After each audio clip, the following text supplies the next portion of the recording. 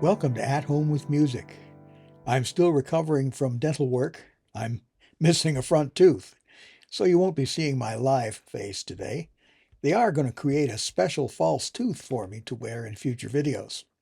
Now in this video, we're going to play through 12 versions of the Phrygian mode.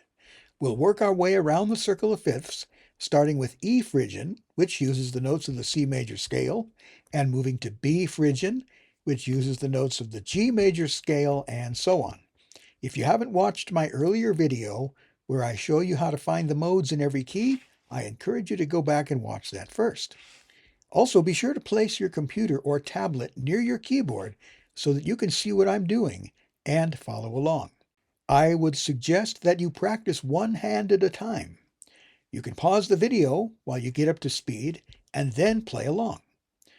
The fingering is not set in stone, and in fact, you'll notice I may use slightly different fingering than what is indicated on the sheet music, but it is a very good guide.